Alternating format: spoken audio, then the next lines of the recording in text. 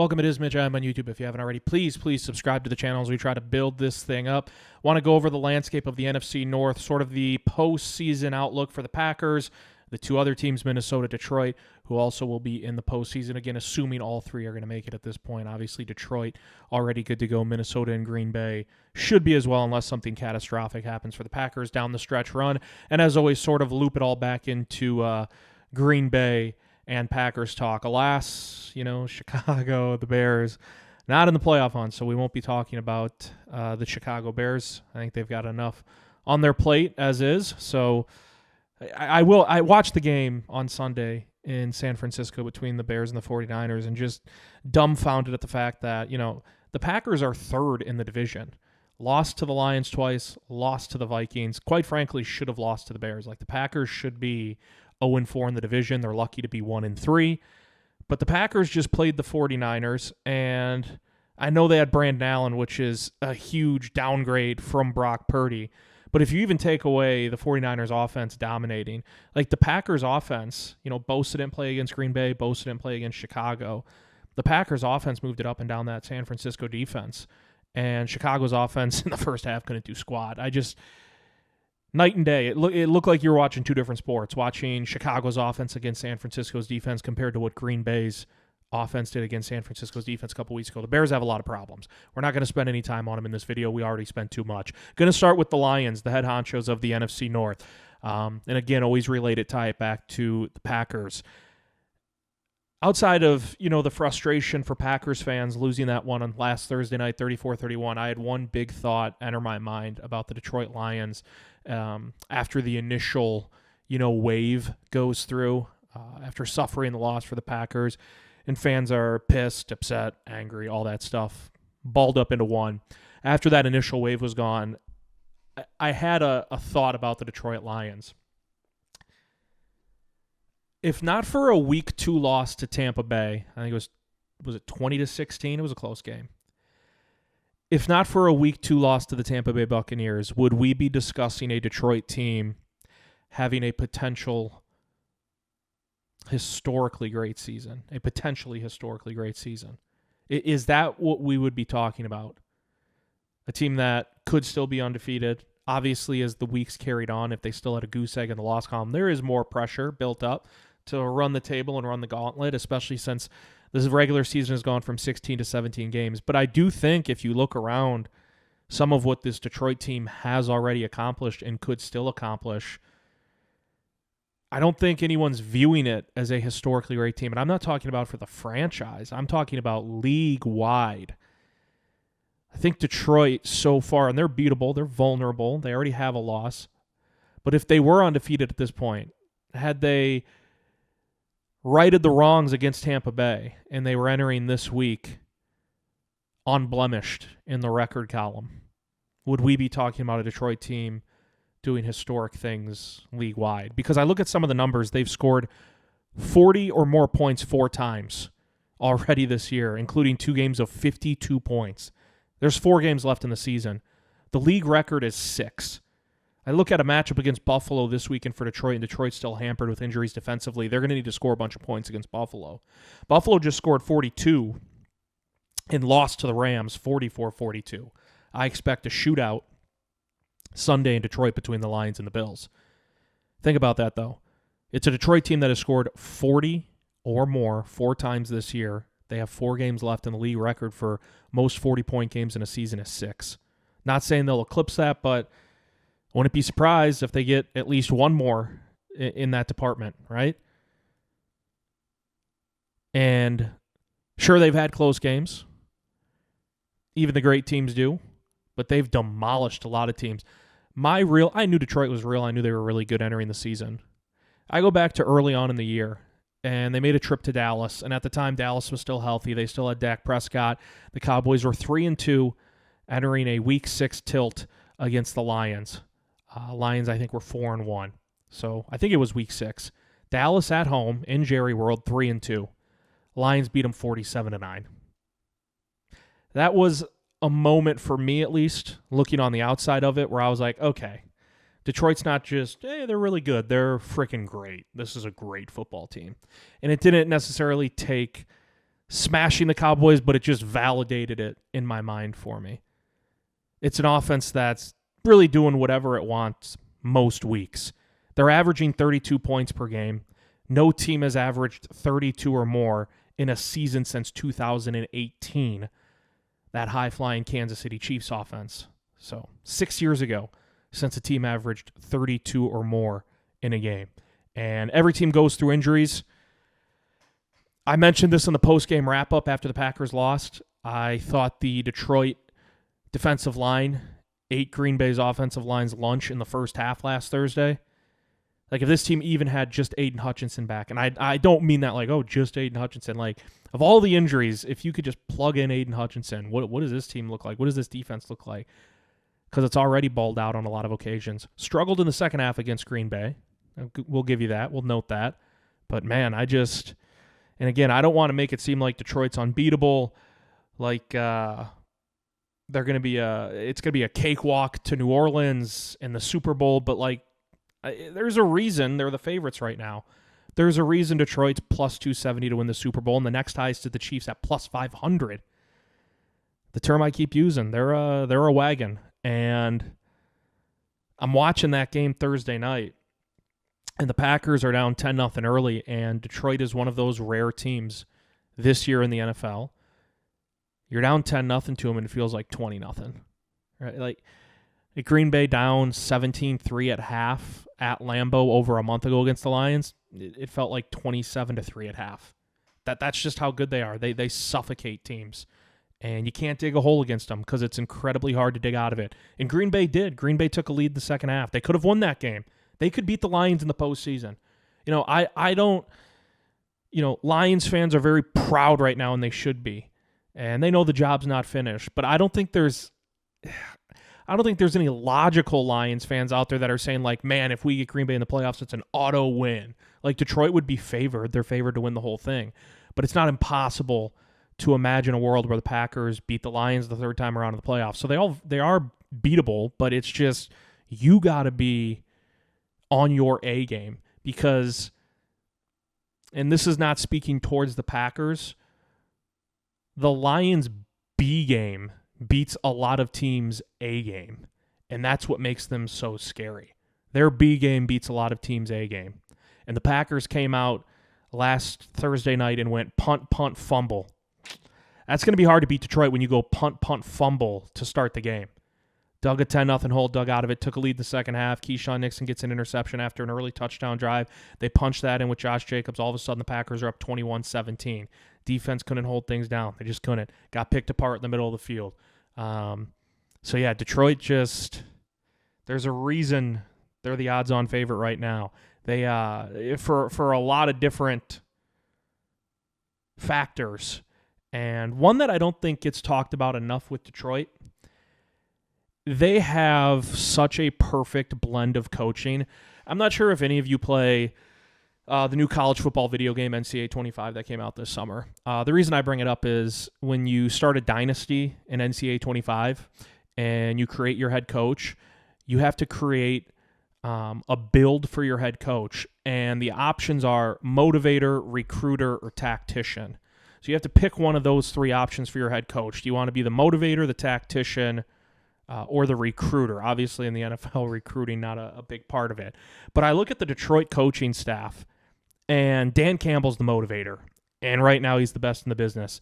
And he backs up his confidence that he relays to his players with decisions that he makes in-game, primarily the fourth down decisions that get talked about over and over again, and rightfully so. I mean, they went for it on a 4th and 1 from their own 31 last Thursday night against Green Bay in a close game, a very, very close game. And they didn't get that 4th down, but they got the other 4 that they went for, including 2 4th and goals that resulted in touchdowns. He's the motivator, and that team buys every single word he says, or at least it appears so. They have bought into his message. Dan Campbell's the motivator. But then you look at the offensive coordinator, Ben Johnson. That's your tactician. That's your X's and O's guy. I mean, the Lions screened the Packers to death last Thursday and then ate them up in the middle of the field in the passing game. Aaron Glenn, defensive coordinator, I would lean towards saying he's a tactician too. Trying to mix up looks, fool Jordan Love, fool the Packers, and just brought pressure. Like, there were times Aaron Glenn said, screw it, we've got however many 13 players on injured reserve, whatever it is. We're just going to bring the house sometimes. And they blitzed a lot in that first half against Green Bay, and it paid off for them. Now, they still gave up 31 points. Like I said, the Packers made it real interesting. Could have won the game, but didn't. I just, the blend, the recipe of coaching in Detroit is so damn good. Your head coach is the motivator, and everyone's bought in. And it's one thing to be the motivator and do the rah-rah stuff, but to back it up in game and show your players like, no, I mean it when I say it, about the confidence that I have in you with those fourth down decisions. And then to be able to make those fourth down decisions, Dan Campbell has to have a hell of a lot of belief in his offensive coordinator and Ben Johnson, and obviously he does. That dude last year was one of the top head coaching options and just sort of skipped that cycle. And this year he'll be arguably the best name, the hot commodity name on the market again for head coach openings. So they have the tactician, they have the motivator. It's a good recipe in Detroit. They're beatable, but it'll take a lot, at least in my opinion, because I believed mentally the Packers needed to beat that version of the Lions last week to almost like brainwash themselves or convince themselves that, like, oh yeah, we can get it done. And the reason I thought they needed to beat that version of the Lions is because of how banged up they are. And I know the Packers had injuries too, right? Like Romeo Doubs didn't play, Jair Alexander, Edgerrin Cooper. You're not talking about Joe Schmo. You're talking about starters. You're talking about key contributors. You're talking about premier players like Jair Alexander at the position that he plays. But Detroit, it's just the quantity and the quality. Talking about a guy like Aiden Hutchinson amongst others. But Detroit's been hit in the injury department in quantity and quality. I would say the Packers have been hit in quality. Quantity, they haven't exactly had a ton to deal with, more so after the game against Detroit. And that's why I thought the Packers needed to beat that version of the Lions so they could have some confidence going into a third potential matchup. If there is a third potential matchup in the postseason, Detroit's probably going to be healthier then than they were this time around. So I don't know. Just those were thoughts I had about Detroit exiting the game last Thursday and sort of moving on throughout the season. I do think, Buffalo coming off a loss where they gave up 44 but scored 42, that game this week will be very, very fascinating. Could very well be a Super Bowl preview between Buffalo and Detroit. It is Mitch. I am on YouTube. Please subscribe to the channel if you haven't already. Going through the NFC North outlook as it pertains to the playoff picture, which means Chicago Bears not involved in this discussion. Let's just go with the Vikings, and then we'll finish up with the Packers.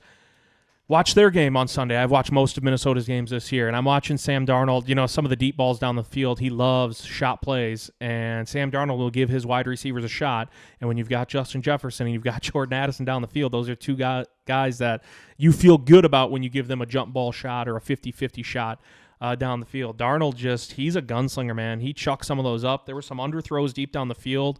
There was the one play where the Atlanta corner was completely lost. Justin Jefferson wide open, and all Darnold had to do was put some air under it, and Jefferson waltzed into the end zone. And I'm watching that game, and, I at times have been a critic of Sam Darnold this year in the sense that what he's doing is remarkable for how much he struggled in New York and Carolina, and, of course, didn't have a shot in San Francisco. He was just the backup. But that can tarnish and that can really rot your mind when you have it wasn't even a slow start to his career. It was miserable with the Jets. It was miserable with the Panthers. And this is a first-round pick out of USC, highly touted quarterback, and it can rot your mind. And I'm sure there were many a times where Sam Darnold thought, is it me? Am I the problem, with the Jets, with the Panthers? And he has proven this year in Minnesota he is a starting quarterback quality type of player. He's not a superstar. He's not, an MVP type quarterback, at least in my opinion, but he is thriving in Kevin O'Connell's system. The one question I have, even after watching Sunday's win against Atlanta, where the Vikings really pulled away in the second half, in large part due to the right arm of Sam Darnold, is this team really going to get rid of him in the offseason just like that? I think this is mighty fascinating, and part of me thinks it would Vikings fans think they're cursed. Would it not be like the Vikings to dump Sam Darnold aside and bring on the shiny new toy, the first-round pick in J.J. McCarthy, and then have it be a flop? Like, Kevin O'Connell feels like a quarterback whisperer in some senses, but would that not be like the Vikings to have that happen? Darnold has this incredible year, looks great, appears to it definitely has revived his career. And then you're like, yeah, but we used a first-round pick on J.J. McCarthy. Because Sam Darnold, I don't think, is coming back to be a backup after the year he's had. He's going to want to go explore the market and try to land a starting gig somewhere else. If Minnesota's like, yeah, we appreciate what you did, we'd love to have you back, but it's either, oh, you're competing with J.J. McCarthy, or we're going to give him every opportunity to earn the job. I don't think Darnold's going to go for that. And I think it'd be just chef's kiss, right, if the Vikings kicked Darnold aside. He went and did similar things down the road that he's doing this year at Minnesota, and J.J. McCarthy ended up not panning out. Darnold's situation is just very unique because of the roadmap to where he is now. And I tried to was trying to think of a comparison, with Darnold's roadmap. And you're going to have to hang in there with me on this one. I am a New York Knicks fan, a very, very big New York Knicks fan. And there was one comparison that I thought of that I believe is similar to the Darnold, McCarthy, Vikings, if you want to call it a dilemma, that is definitely going to pop up in the offseason. The Knicks have been a joke most of my life. They're good now. Hopefully really good. Hopefully can take down Boston in the Eastern Conference. Different discussion for a different day. Knicks were a joke most of my life, though. And the Vikings are not a joke and were not a joke when they signed Sam Darnold last offseason. But the Knicks in the summer of 2019 signed Julius Randle to a 3-year deal. Randle had been in the league for 5 years, maybe 6 years up to that point with the Lakers and the Pelicans, and he was good. The difference here is Darnold wasn't good with the Jets and he wasn't good with the Panthers. And the question was, is it Darnold? Is it the system? Is it the coaching staff? Is it all of it? Right? Like, Julius Randle was okay in LA. He was okay with the Pelicans. Was never an all-star, was never an all-NBA guy, things of that nature. But he was good. He was good. He wasn't just average. He was a little bit above league average when you kind of break down players individually. Randle comes to New York, becomes the number one option because that roster is in shambles, and he immediately shines. And in his time with New York, 2 All-NBA teams, 3 All-Star appearances. Like Sam Darnold shining in Minnesota. It helps to have Jordan Addison, Justin Jefferson, TJ Hockenson, but you still got to get him the damn ball, and he's been doing that all season long. And so Julius Randle comes to New York, he shines, but after 1 year, the Knicks draft Obi Toppin, first-round pick, same position as Julius Randle out of Dayton. And Julius Randle's a 4. He's not wiry, athletic enough to play a 3. He's not big enough to play a 5. The same exact things can be said for Obi Toppin. You can play him at the 5 if you go small ball. And I remember a lot of Knicks fans were like, ooh, Julius Randle had a great first year in New York, but look at this shiny new toy, Obi Toppin. Summarize, we can, by saying, never worked out with Obi Toppin. He's a reserve now in Indiana. The Knicks also traded Julius Randle this summer to Minnesota, but that's a different angle to this.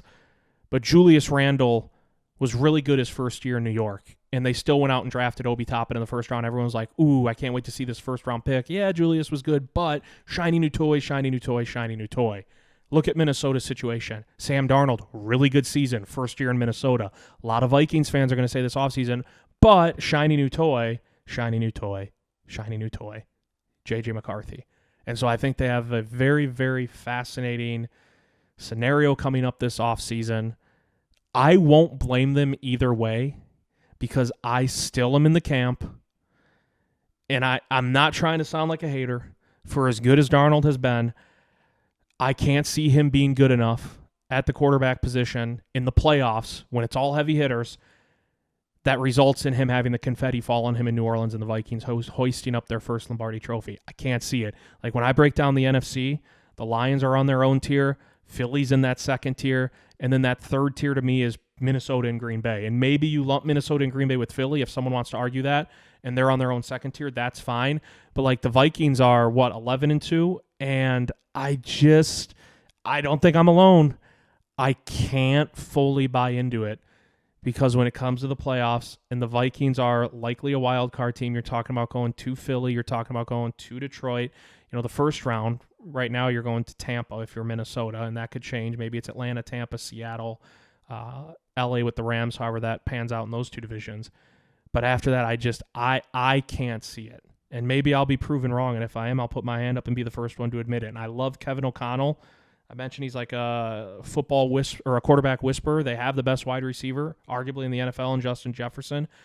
I just don't see Sam Darnold being a Super Bowl winning quarterback despite the great season that he's had. It is Mitch. I'm on YouTube. If you haven't already, please subscribe to the channel. Looking over the landscape of the NFC North. Finish up with the Packers. We had the recap of the Lions game. We don't need to dive into that.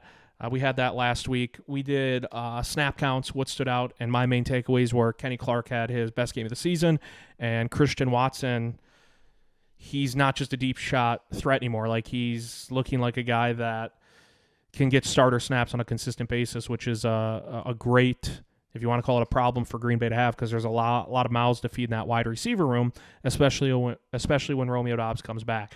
To me, the one big lingering key piece, thing to circle for the Packers as December gets set to turn to January and there's 4 games left in the regular season, and Green Bay certainly should be a playoff team, and there's layers to this.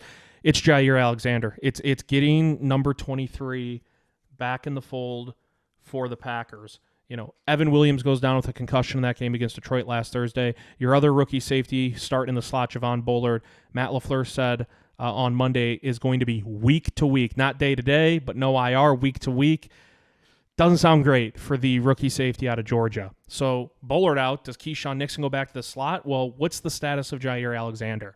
Here's my big concern with the cornerback room for Green Bay and the problems I see popping up down the road defensively, or down the road as in it could start Sunday night against Seattle, who has DK Metcalf, Jackson Smith-Njigba, Tyler Lockett. You have Seattle on Sunday night. You have Minnesota in a couple of weeks. And I've already mentioned the duo of Addison, Jefferson, not to mention TJ Hawkinson at tight end.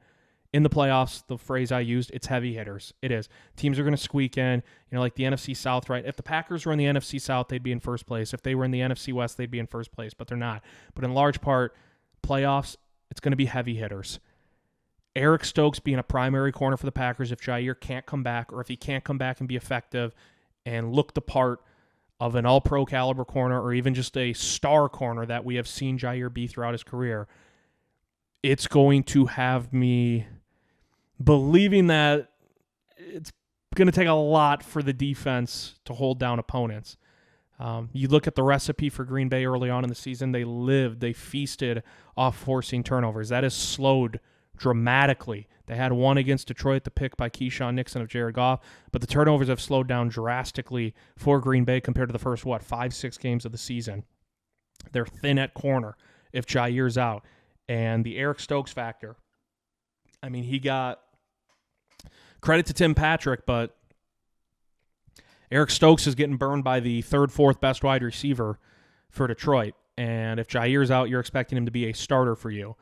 And that means not matching up against Tim Patrick, down the road. That means matching up with a Jackson Smith-Njigba on the outside, a Jordan Addison on the outside. If you play Philly, a Devonta Smith on the outside, or an A.J. Brown. And that's where my concerns start to filter in. You've got Evan Williams in concussion protocol. Obviously, you hope back against Seattle. If not Seattle, the week following that against New Orleans. Bullard's week to week. Jair, it sounds like a mystery. Who knows? And that's why Eric Stokes is not the guy. But he might have to play starter snaps, because while they elevated Kalen King to the active roster against Detroit, he didn't get to sniff the field, and they're thin elsewhere. Ballantyne was out. Valentine starts, Nixon starts, Stokes is out there for a lot of the snaps. Getting Edger and Cooper back at linebacker at some point will be massive. Van Ness had a thumb injury but came back. Keeping him in line, even though he hasn't really produced, you still need the body out there. But the big thing for me is Jair Alexander. And I'm not saying he needs to come back and be the best cornerback in football, but getting him back alleviates a lot of pressure that's going to be on Jeff Hafley, because at some point you're just going to have to rely on those corners, and those corners, specifically Eric Stokes, have proven they just cannot get the job done. And so they haven't been forcing turnovers. They have proven time and again they can't get pressure with 4. They have to bring extra bodies. They have to blitz, or at least drop one of those linemen and bring a linebacker to try to fool the offensive line. That's my worry with Green Bay. They need Jair Alexander back because of the domino effect it has on the rest of the cornerback room and who is elevated into primary roles. That's going to be a key piece for Green Bay, just getting him back, seeing how he looks, getting him healthy. And I don't care if it's against Seattle, New Orleans. I am looking big picture with Jair. The Packers are going to be a playoff team. Right now, as things sit, it looks like a 6 seed. Unless they can leapfrog Minnesota, they still have one matchup with them, but you're 2 back. Or unless they get jumped by Washington. But Green Bay's schedule, you would think they beat New Orleans and Chicago at home, right? And then can you get one of at Seattle or at Minnesota? That's just kind of where my mind's at. I want Jair back for the playoffs. And that's why I'm not worried about him facing Seattle or New Orleans or Minnesota or Chicago. Want Jair back for the playoffs. And you need him. If Green Bay really, really has dreams of making a deep run, I think they need 2-3 in that secondary. It's too big of a blow based on the pieces that are in place when he's not. You look at the flip side of the ball, though, it's a lot of positives, at least for me. The offense put up 31 against Detroit, and I thought they looked clunky at times. Jordan Love hasn't thrown an interception in 3 games. Josh Jacobs has been an absolute godsend for the office. They can lean on the run game. They need to lean on the run game in the playoffs to set up the play-action passing. I don't know what the hell they were doing on those first 3 drives against the Lions, but the 4th drive resulted in their first points of the night, a touchdown, and it was 11 plays and 10 runs. You can lean on Josh Jacobs. I will be so upset if the Packers go down in the postseason and it's one of these games where for half the game, Green Bay just forgets like, oh yeah, we have one of the best running backs in football. Maybe we should feed him. Maybe we should lean on him. Josh Jacobs has proven he can be a bell cow back. He adds such a different dimension to this offense compared to running backs in the last however many years for Green Bay, and that's not a shot at Jamal Williams or Aaron Jones. Hell, I'll even go back to like the James Starks, Ryan Grant, Eddie Lacy, like years back. Josh Jacobs, man, there's just he always falls forward. He's not gonna hit a lot of the home runs, but the guy is a bulldozer. He's a tank, and he has shown it time and again this year for Green Bay. Give him the ball. He wants the ball. Feed him early. Early is the key, and then often. And Green Bay will need to lean on him this stretch run and going into the playoffs. I let the run game set up the play action. I wish they would have done that against Detroit. And again, that's not a knock on pass running backs for Green Bay. Aaron Jones was awesome. Aaron Jones was incredible. I loved Jamal Williams. I loved Eddie Lacy those first couple of years before it really, took a tailspin there a little bit, and then he was released. And where'd he end up? Like Seattle for a cup of tea and then out of the league. Like I loved Ryan Grant. I loved James Starks. All those guys, right? Josh Jacobs it feels different. I saw a stat. I'll have to check it. I think I saw Josh Jacobs is the first Packers running back to have 10 touchdowns in a 6-game stretch since Jim Taylor. That's how good he's been. That's how long it's been. Josh Jacobs, he's a different breed. And, Jacobs had success with the Raiders, but was always hidden because the team was so damn bad. Everyone is finally seeing how good of a running back he is and how key of a piece he can be on a playoff team that has dreams of making a run. I freaking love 8, man. He's been so good for the Packers. And I just, like I mentioned this earlier, I have to keep reminding myself with Green Bay, like anytime I get, flustered about it or the Jair thing's worrying me, Green Bay's in 3rd place in their own division, yes. But it's the most loaded division in football, and that's not an excuse. If Green Bay wasn't in the NFC North, they'd be leading 3 of the 7 other divisions in football. It's just the way the cookie crumbled this year. Detroit's awesome. Minnesota's good. Green Bay's good. Green Bay's in 3rd place. So we'll see. But I do think for the Packers, that key is you got to get Jair back because the defense is starting to worry me a little bit. The first however many games were in large part very fun, forcing turnovers. You had an 8-sack game against Tennessee.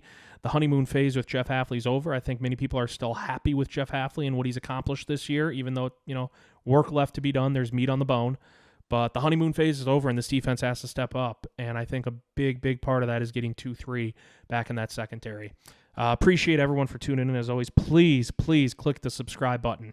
We'll keep churning out the videos like we always do. We'll have more to come this week and then preview later on in the week the Packers Sunday night matchup as they head to the West Coast to take on the Seahawks. It is Mitch. I am on YouTube.